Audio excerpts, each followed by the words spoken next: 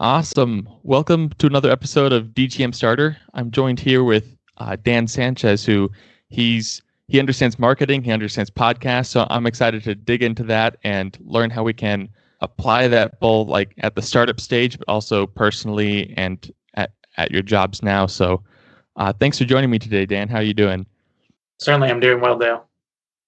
Awesome. Well, uh, so I was listening to your podcast. You're a co-host on a B2B growth podcast, and I was listening to your episode about like a T-shaped marketer.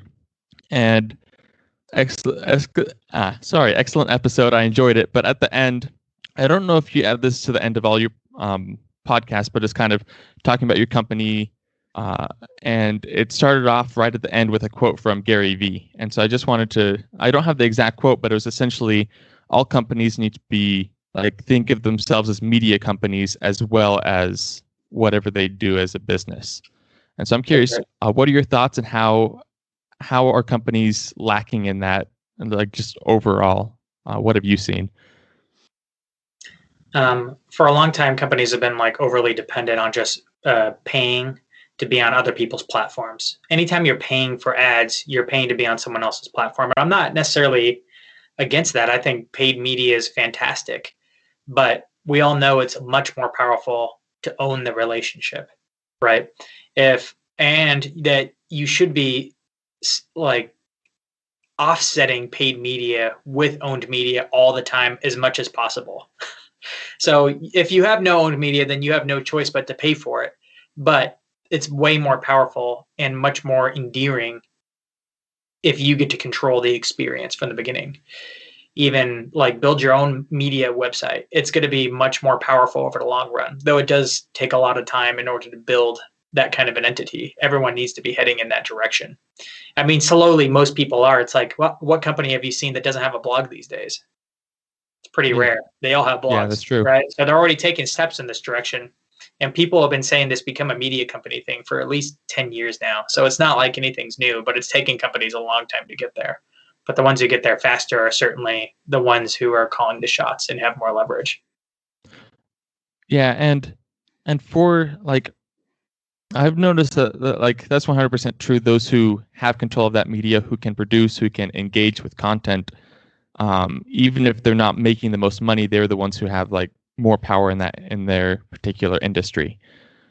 For a lot of business owners, especially like small business owners who are still early in the stages, don't have a large team, it's really tough for them to like, if they want to start a podcast and then put that on YouTube and then have awesome social media and then just like a great blog and go down the list of being that media company as well.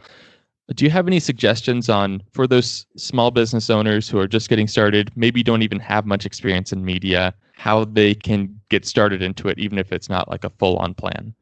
Yep. I think the easiest way to start, I mean, I'm a little biased here because I work for Sweetfish Media, but I think podcasting, honestly, what you're doing right now and interviewing me is by far the easiest way to start. Doing web-based interviews and either turning it into a YouTube video, but I actually think it's a stronger podcast than it is a YouTube video. It just creates what I call pillar content, or what Gary Vee calls pillar content, right? You have this one big substantial piece of content that this interview will be like 30 minutes long. You can then use that to chop it up into smaller pieces of micro content for all your smaller platforms like Twitter and LinkedIn and Facebook and Instagram and wherever you want to go. And I usually come up, if you're just getting started, come up with a 2-channel combo, right? Some place to post the pillar content and some place to post the micro content, right? If it's podcasting and you're selling to B2B, you're selling to businesses, then I'd say podcasting and LinkedIn are going to be your best bet. If you're B2C, maybe YouTube and like either TikTok or, I don't know, right now, I guess a lot of people are still on Instagram, but it's hard to get reach on Instagram. Maybe Twitter is your best bet for that pillar content to get discovered. So gaining competencies in those two different things go a long way. Awesome.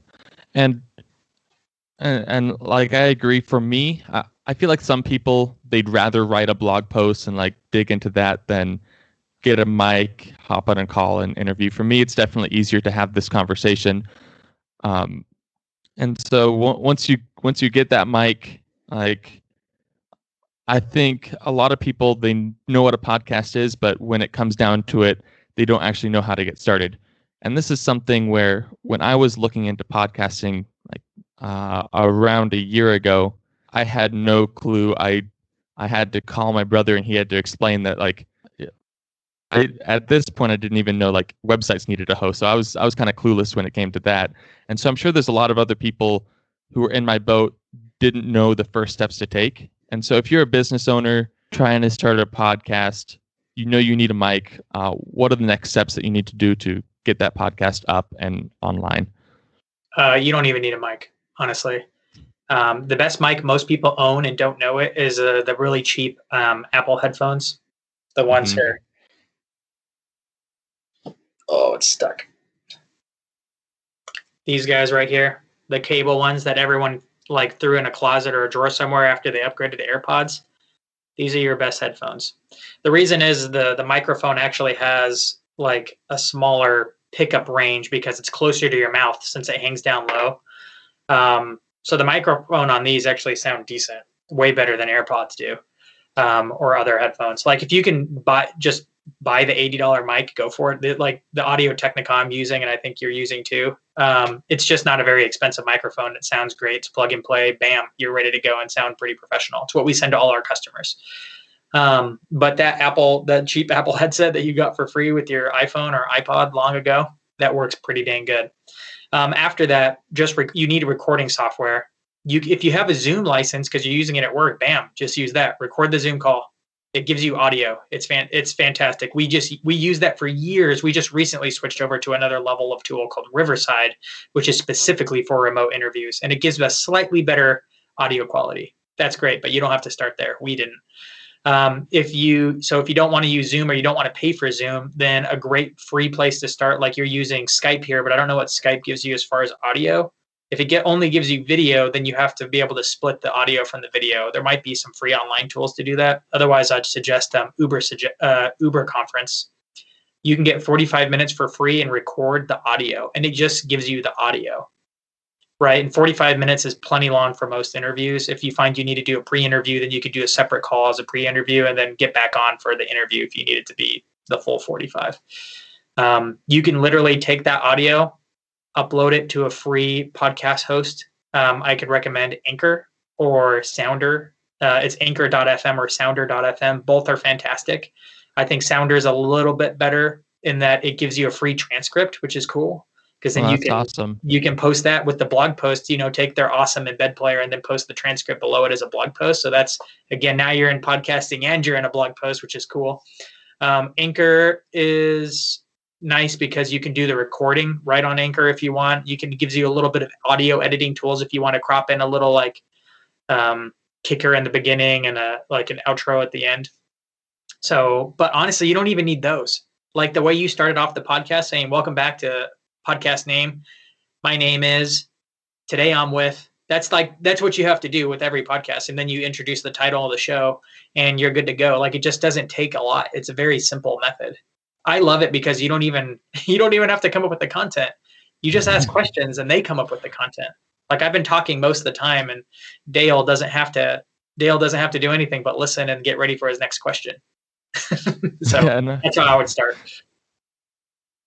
Yeah, that's an awesome point because I know I've tried making content like just me, and I realized at the point I'm at, I'm still in college. I'm not an expert, so I may be able to teach someone something, but like I love this interview because also as you're interviewing, even if you're in your space, you've been running this business for 15, 20 years, and you're interviewing other people, you're learning stuff as well, which I think is an added benefit that maybe not be maybe an unintended benefit when you're trying to market with a podcast. And that's true. Like I feel like a lot of people, myself included, like I think I need this mic. I need all the best stuff because you kind of have that fear that if you don't put out something amazing, everyone's going to hate it. It's like no one's going to listen. And so what's your advice to kind of coming over that fear of I think a lot of people may have that initial fear of just posting content initially, and that can be a tough thing to get over. Do you have any like strong advice for people who are facing that? Yeah, you just have to learn how to be okay with looking clumsy. Hold on, I gotta plug this in.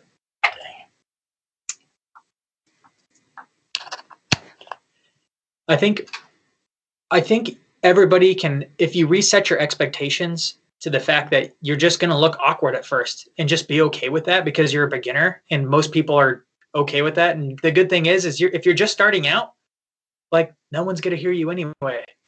Like the first couple of things you Yeah. post, like I've seen your first couple of videos, they have like 10, 17, 50 views. Like they just don't have a lot of views.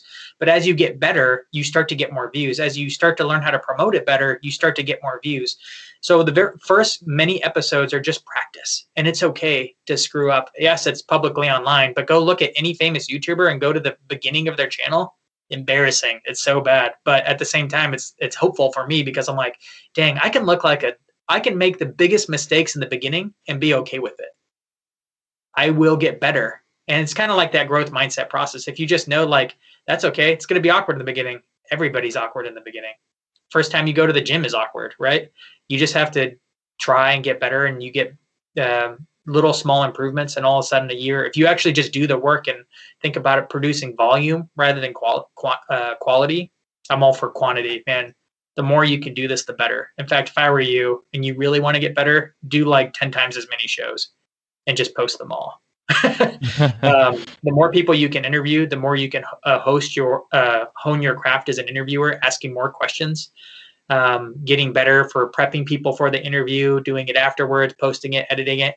There's something about volume that forces you to get better at faster. So do this more and you'll just get better, and then it won't be a problem anymore. You got to get over the awkward stage. Yeah, and I like that volume, like putting out more episodes, the better, because it's not only that you're doing it more often, which naturally makes you better, but it's putting that pressure on you where it's like all of a sudden your schedule is full with doing this podcast stuff, and then kind of having that added pressure. I feel like almost when you get in that zone where there's just enough pressure on you, that's when like everything starts clicking. You start getting better faster. You start doing stuff more efficiently. So I think that's a good tip that I'll need to start reaching out to more people so I can have more of these conversations. But as like a question with that volume though is, as you scale the podcast, let's say you start getting a pretty good sized audience and you grow it to like maybe even a larger audience than you imagine, because that's kind of the beauty with content is you keep at it and it just eventually it starts clicking and grows a lot faster than you would expect. Would you still keep up with that volume, or would you scale back a little bit with like volume and try to focus on higher quality or maybe even longer episodes? I wouldn't scale back just for the sake of quality, because quality is I don't know, like it's just different people's opinions about what quality is. Okay. I would keep pushing on quantity. The hard part about pushing on quantity is that it becomes exhausting sometimes. So I'll give you an example with my LinkedIn journey. I started pushing hard on LinkedIn for the first time about late spring of last year, like very end of April. I decided I'm like, LinkedIn's my thing. I'm going to push on LinkedIn I'm just going to push as hard as I can for as long as I can. I had a few people around me that really knew LinkedIn too, so I was learning it with them and they were coaching me. And I went from posting every day to posting twice a day, and then to posting 3 times a day, sometimes 4 times a day. And I'm spending a lot of time on this. I'm getting also help from my content team, but most of it's me posting multiple times. And I'm not just posting, I'm engaging with tons of other people. I'm commenting on every single comment on my posts. I'm putting like 3 hours of time into LinkedIn every single day throughout the summer. And it worked really well. Like I engaged a lot of people. I made a ton of friends. And that's partially how you and I got connected, right? It was on LinkedIn. Yeah. Someone mentioned my name who was somebody I connected with probably a few months ago on LinkedIn.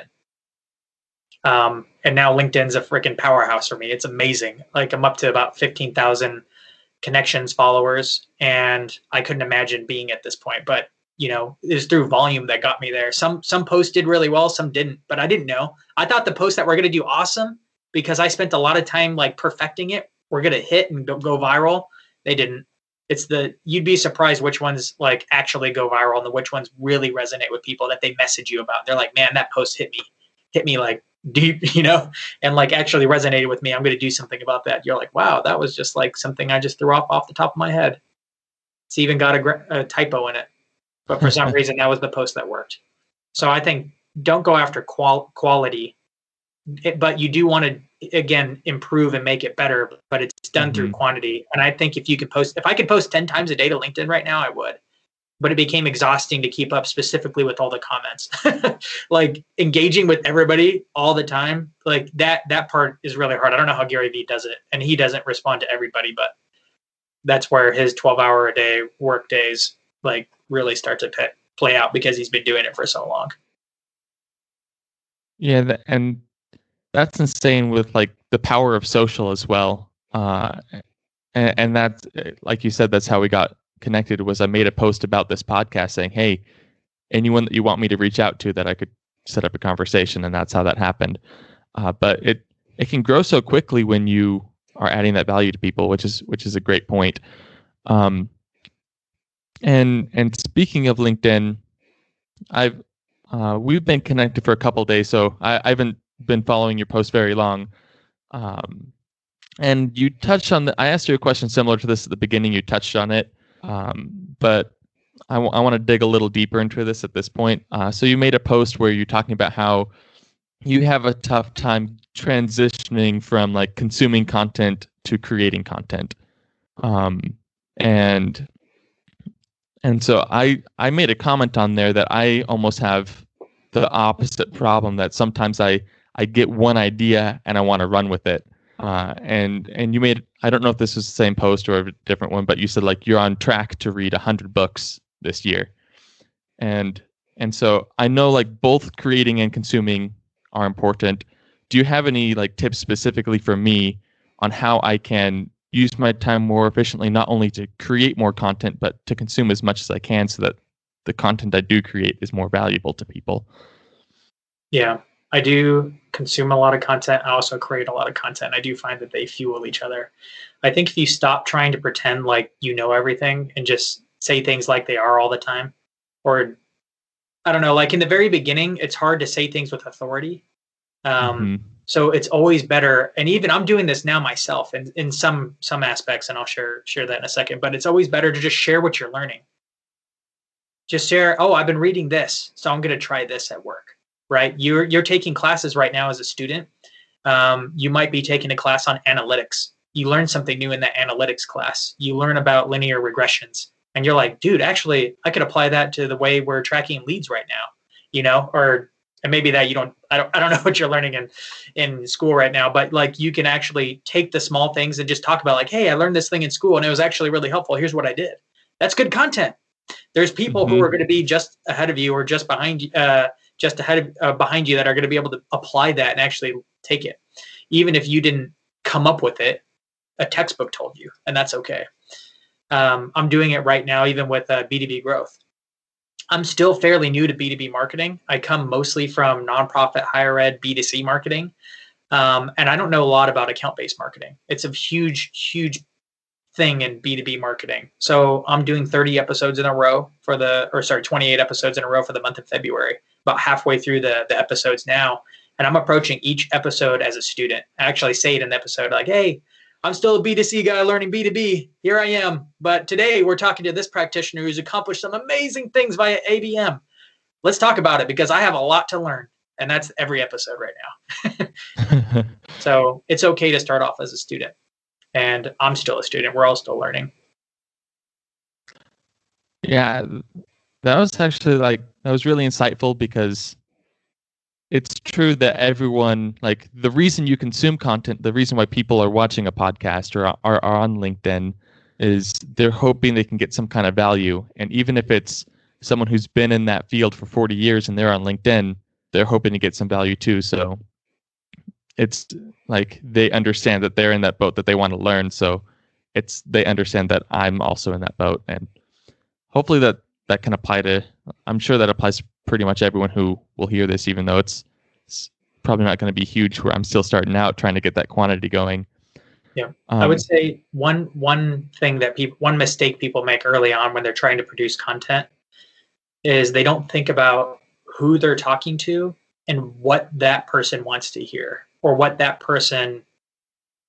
might be helpful to that person. So then that ends up leading to you talking about you, and that's not necessarily a bad thing, but then you talk about the things that aren't relevant to that person pretty much all the time, and you're doing that at scale.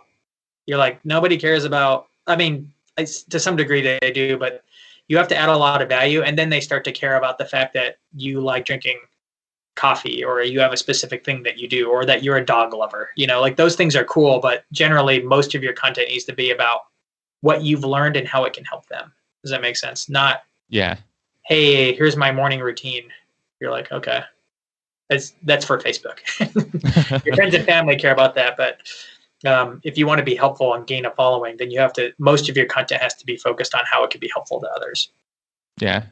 And then even once you have that following, you probably, I would assume you want to keep that like 95+% of adding value. And then like I'm sure at least 8 out of 10. I just posted that I love yerba mate a couple of days ago, and I'm like, and some people, like for a few people, they're like, yeah, that's awesome, me too, and now the bond between me and that person's a lot stronger because we both have this common ground of loving yerba mate, which is my like alternative coffee choice. So it's good to throw out personal things too, is I think it gives people more ways to relate to you. But at the end of the day, it's about how you can help them.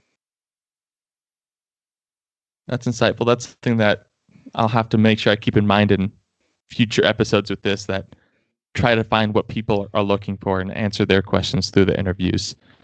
But I know one question that everyone who's going to be like going back to the podcast route, one question everyone has when starting a podcast is how, like, what are the steps that they can take? Like, what's the most efficient way to promote it and grow it? Because if let's say they've been doing episodes like twice a week for 6 months and they're still only at 50 people watching or listening, what steps would you suggest to them at this point where they've kind of got that quantity down, they're in a rhythm as far as creation? How do they grow it? Okay. I have 2 thoughts. One on how to grow the audience, and one about a totally different method that most people should consider with their podcast. So when it comes to growing, and then I'll share like what I think you should actually do. If you want to grow your podcast, there's 3, as a marketer, there's 3 primary ways of growing your podcast. There's earned media, paid media, and owned media. Those are like the 3 major buckets or category of getting your stuff in front of other people. So if you're going to look at owned media, then do you have following elsewhere? Are you posting every episode to Facebook and Twitter and LinkedIn or wherever you have it? Are you doing it well? Because a lot of people even on LinkedIn do it wrong. They just post a link straight in the post, which means LinkedIn's going to bury it because LinkedIn doesn't want people to leave. Instead of actually taking the podcast, giving a short summary, and then posting the comment or posting a link to the podcast episode in the comments, so that LinkedIn doesn't bury your post by the algorithm. Little things like that going a long way. And then, of course, doing that, creating a system for promoting it with every single episode. So that's taking advantage of owned media. Do you have an email list? Do you have a website? Is it being talked about on your website? You'd be surprised. I have a lot of customers with Sweetfish Media, and you'd be surprised how many times I'll walk you through like, oh, well, how come you don't have a link to your podcast on your website? Oh, no link in the header, no link in the footer. You don't have a page for your podcast on your website? Well, you do for your blog. Let's get one for your podcast. So simple things like that go a long way. Of course, there's earned media. Like if you can figure out how to use podcasting for SEO, there is a way to do it, but that's one way. Naming your podcast in such a way so that when people are searching for the thing it is that you do, you can be found. For a long time, we just called it B2B Growth was just B2B Growth. That was the full title. And then we added a colon and added a subtitle, a daily show for B2B marketing leaders or something like that. And guess what? We started getting ranked in the Apple App Store or the podcast player for people searching for B2B marketing, right? Because I just didn't load the keyword into the title. So like little things like that. And then, of course, paid media. You could pay to grow your base faster. If you don't have owned media and earned media, you can pay to grow it faster. And I do recommend if you do pay for it, send people to a landing page where they can subscribe via email and then send them on the thank you page of that, load all the links for all the different players where they are more likely to subscribe and listen to. But you have to capture their email address if you're going to pay for it. Otherwise, you don't even know how well those ads are working. You just send them to Apple. Apple's not going to tell you if they subscribed or not. So you won't know which ads are effective or not. That's good. Yeah, because I've like a lot of my background is we discussed a little bit about this before the show, is in paid marketing. And so obviously for this, I don't want to like dish out like a lot of money. That I'm not ready to spend that like for paid media. I'm not trying to scale this super fast. But that is a good point for anyone who is like for their business or personal and they want to go all in on the podcast. You need to make sure that you don't like, you need to understand how to run the ads, but you need an awesome landing page and you need that email because that email is invaluable in a lot of cases. And I would say if you're new to ads and you want to grow your podcast, unless you already know how to run ads, don't do it. Figure out a different way. Try to do it for free. In your case, you're studying digital marketing. You're also working for a digital marketing agency. Like it's better to learn the ads on somebody else's dime. Mm-hmm. Yeah. It's hard to get there, but I know there's like a, chicken and egg problem because you're like, well, how do I get the experience to get the job where they pay me to do that? Well, just get a general marketing job and then just start volunteering and making proposals to run Facebook ads and say, you'll figure it out, take a course, and sometimes they just hand it to you. But it's a lot easier to learn with somebody else's money than it is on your own money. It's good to learn with your own money too, because then you're extra careful. But let me tell you about what I would do if I were you, if I were starting a podcast from scratch, because this is going to lead to more. If your aim is revenue, then this is going to lead to more revenue faster. Your aim is just make relationships. This is going to build more relationships faster. Or if your aim is to get a job, this is going to lead you to getting hired by the right people much faster. So we like to call this method content-based networking, not content marketing, content-based networking. And it's essentially, let's just work backwards from a revenue perspective. You work for a company. You work for Set Fire Creative. I can see it on your shirt right there, right? Yeah. Set Fire Creative needs more clients, right? And they probably have a package that they offer or a bunch of different services, digital marketing services maybe. If you need more customers, first, you want to identify who are those who are the ideal customers, the customers you love getting. They're your favorites to work with. They pay you the most money. They give you the least complaints. Who are those people? You create a list of those people and then just go and then you think who in those companies are usually the ones to make the decision to hire us, right? Maybe it's the VP of marketing.